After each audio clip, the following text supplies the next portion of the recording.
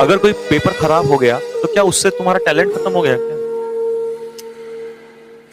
क्या मुझे एसएसबी वालों ने निकाल दिया था तो क्या मैंने जिंदगी में जीना छोड़ दिया? मैंने काम में तो उतना और खतरनाक होता चला गया। क्या डॉक्टर एपीजे अब्दुल कलाम को निकाला एसएसबी से तो क्या वो उनके अंदर टैलेंट नहीं था? यार वो तीनों सेनाओं के मालिक बन बैठे। मैं यही कहना चाह रहा हूं। अब बहुत ही प्यारे बच्चे, बहुत मेहनती हो, और फिर वही बात, अभी माता पिता के सपने कंधे अपने कंधे पर हैं, यहां नहीं तो कहीं और मारेंगे, और जब तक तोड़ेंगे नहीं तब तक छोड़ेंगे। मैं आपका कमांडर आपसे वादा करता हूं, मैं फिर लौट के आऊंगा कुछ दिनों में। आप मेरी मुसीबत को थोड़ा सा समझेंगे। अभी शायद बहुत सारे बच्चों को ऐसा लग रहा होगा कि मैं झूठ या कुछ भी, लेकिन बच्चों, मैंने अपनी जिंदगी में कभी इतनी मेहनत नहीं करी। 12-12 घंटे में कभी नहीं खड़ा रहा। मैं ऑफलाइन पढ़ाता था 10 साल से। शायद बहुत सारे टीचर जब आते हैं 2 साल, 4 साल, 5 साल, मेरे को वो समय हो गया जिस समय अब से 10 साल हो गया पढ़ाते हुए। बहुत सारे लोगों को इसलिए झूठ लगता होगा कि सर आपकी तो एज भी नहीं है, लेकिन आप 10 साल कैसे कह रहे हो? मैंने उस उम्र में पेन थाम लिया था जिस उम्र में मैं खुद पढ़ रहा था, और पढ़ाते पढ़ते पढ़ते भी मैं पढ़ाता था। तो मैं आपसे सिर्फ एक ही रिक्वेस्ट करना चाहता हूँ, क्योंकि मैं पता है मैं कितना थोड़ा इमोशनल क्यों हो रहा हूँ, क्योंकि मेरे पास कई बच्चों के जब कॉल आए ना, और मैं उनको सच में मैं बहुत परेशान हो गया। और परेशान इसलिए ज्यादा हुआ कि मैंने तो कोई कमी नहीं की, तो मेरे पास बच्चा अच्छा कर रहा है तो दूसरे सब्जेक्ट की वजह से ही क्यों खराब हुआ? और बच्चों, तुम्हारी भी गलती नहीं है, क्योंकि किसी ने ऐसा एक्सपेक्ट नहीं किया था इस तरीके से पेपर आएगा। मुझे पता है एक्स वाले सारे खुश हैं, लेकिन मेरे वाई वाले जो शेर थे ना, वो कहीं ना कहीं उनकी खुद की गलती नहीं है, उनको धोखा दिया है भाई। देखो, जिनका पेपर बचा हुआ है ना अभी, एक अटेम्प्ट पे जिनके पास बचा हुआ है, वो तो ये सोच लेना कि इस बार तबाही होगी, तबाही, और इस तबाही को कोई रोक नहीं पाएगा। लेकिन बच्चों, जिनके पास लास्ट अटेम्प्ट नहीं था ना, तुम टेंशन मत लेना। जिंदगी में बहुत सारी चीजें हैं, कुछ और करेंगे, कुछ नई चीज की तरफ चलेंगे, और वहां जाके तबाही करेंगे। आपको हारना नहीं, तुम्हें मेरी कसम, तुम्हें अपने माता पिता की कसम है बेटा, तुमने उनके सपने की कसम है, जिन्होंने तुम्हें पैदा किया ना, इतना बड़ा किया। हार मत जाना। बस ये सोच लो कि भले ही थोड़ा समय लगेगा, और लेकिन कहते हैं कि घायल शेर जब उठ के आता है ना, तो और खतरनाक होता है, और तुम मेरे वही शेर हो इस समय पर। ठीक है बच्चों, तो आपसे फिर मैं बात करूंगा। अब मैं बात करता हूं उन लोगों से जिनका एक भी अटेम्प्ट अगर बचा है। अब बहुत सारे बच्चे पूछेंगे डेट ऑफ बर्थ से कि सर मेरे पास अटेम्प्ट है या नहीं है। बेटा, आपके सवालों के जवाब हम जरूर देंगे, ठीक है, लेकिन अभी मैं आपको पता है इस समय इतने 1500 बच्चे, 1500 बच्चे हैं इस समय पर, मैं जवाब नहीं दे पाऊंगा।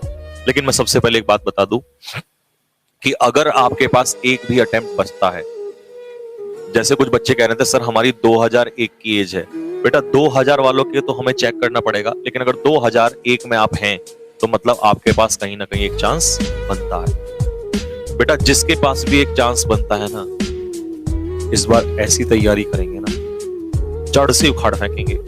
और मैं अपने लिए चैलेंज सेट कर रहा हूं कि मेरे जब भी अगली बार 5 दिन पेपर होगा ना, तो मैं ये कोशिश करूंगा कि बाकी तो सब उतर ही रहा है, कि पैसेज भी मेरा कोशिश ये रहेगी कि हर मीटिंग में उतरे। आज उतरा था पैसेज लास्ट वाले शिफ्ट में। कौन सा पैसेज? आप सोच रहे होंगे कि सर आपको क्या पता दर्द क्या चीज होती। मैं सब समझता हूँ बेटा, मैंने बहुत फेलियर देखे हैं। इतने तो अपनी पूरी उम्र में इंसान फेलियर नहीं देखता जितने मैंने अभी तक देख लिए। तो मैं समझ सकता हूँ कि फेलियर होके, और जब आप मेहनत करते हो दिन रात, एक तो होता है कि सर मेहनत ना की होती तो कोई दर्द नहीं है। सर आपको क्या बताएं, जब दिन रात मेहनत करते हैं ना सर, आपके साथ 2-2 बजे तक बैठे ना, उसके बावजूद भी अगर थोड़ा ऐसा हो तो बहुत बुरा लगता है सर। मैं समझता हूँ, क्योंकि मैं तुम्हारे साथ खुद खड़ा रहा वहां पे। मैं समझता हूँ कि जब 12 घंटे मैं यहाँ खड़ा रहा तो मेरे पैरों में भी दर्द था, तो तुम बैठे थे तुम्हारी आंखों में भी दर्द था।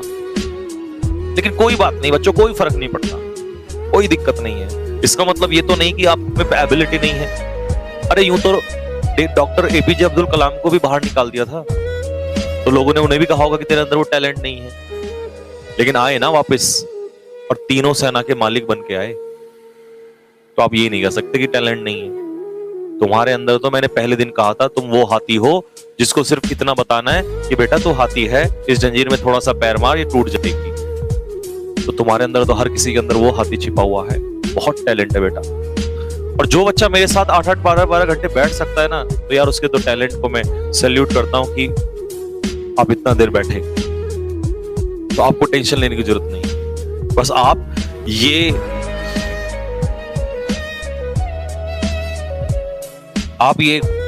एक बार कसम खाएंगे कि नहीं सर, अगली बार जो भी हम अटेम्प्ट देंगे ना, जिस भी चीज के लिए, फोड़ देंगे उसको जैसा इस बार हम पेपर देख के आए थे। मुझे पता है सारे बच्चों का इंग्लिश बहुत अच्छा गया, शायद कुछ लोग मुझे ये भी कहेंगे कि गलत गया, खराब गया, या कुछ लोग बोलेंगे, खैर कोई बात नहीं, फर्क नहीं पड़ता उन बातों से। आपने मेहनत करी, आपका इंग्लिश बहुत अच्छा गया।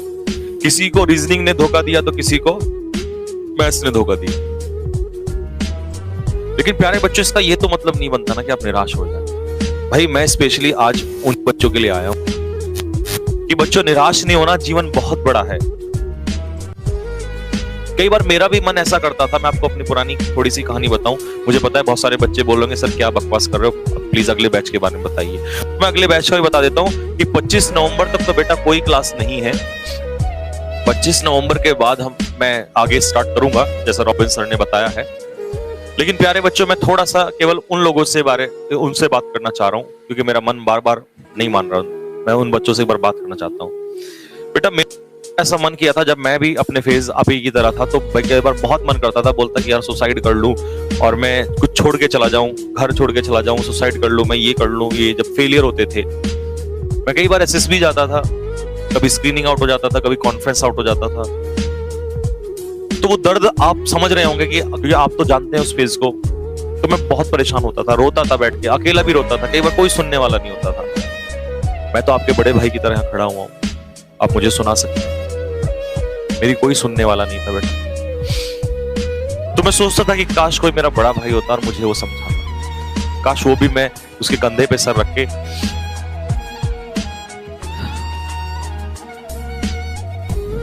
ऐसा मैं बहुत बार सोचता था बेटा उस समय पे।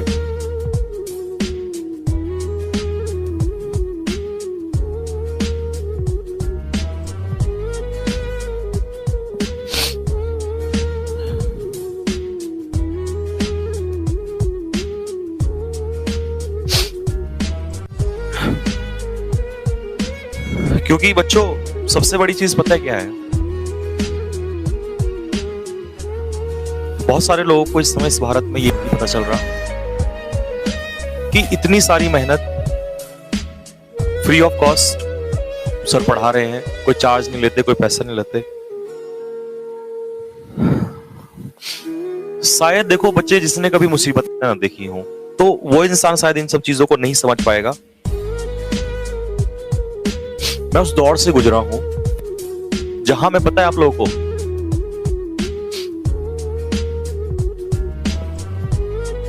जब मैं ये सोचता था, शायद आप में से बहुत सारे लोग सोचते होंगे कि यार काश कोई मुझे इतनी छूट दे दे कि तू जा पढ़ ले, जो मन करना है कर ले। काश कोई मेरे, चलो ये भी नहीं छोड़ो, काश कोई मेरे फेलियर को समझ ले। क्योंकि इंसान, पता क्या है, इस दुनिया में फेलियर को समझने वाले बहुत कम लोग होते हैं बेटा। आपकी सक्सेस को सैल्यूट करने वाली दुनिया मिल जाएगी, लेकिन आपके फेलियर को समझने वाले बहुत कम लोग होते हैं। मैं जब एसएसबी जाता था, जब मैंने फर्स्ट टाइम क्रैक किया, तो लोगों ने मुझे सैल्यूट किया। लेकिन जब पहली बार में ही मुझे स्क्रीनिंग से औलाद पड़ी ना, तो कोई समझने वाला नहीं था। मैं तो इतना चाहता था कि यार काश कोई इतना ही कह दे कि चल कोई बात नहीं, अगली बार कर ले। लोग तब भी गालियां देते ना, तुमसे ना हो पाएगा। और हमारा दिल यही कहता था कि यार हमसे क्यों नहीं हो पाएगा, जब हमसे नहीं होगा तो किसी से नहीं होगा। हमें ऐसी क्या कमी है भाई। फिर दोबारा पेपर दिया, फिर से निकाला, फिर गए, फिर कॉन्फ्रेंस आउट।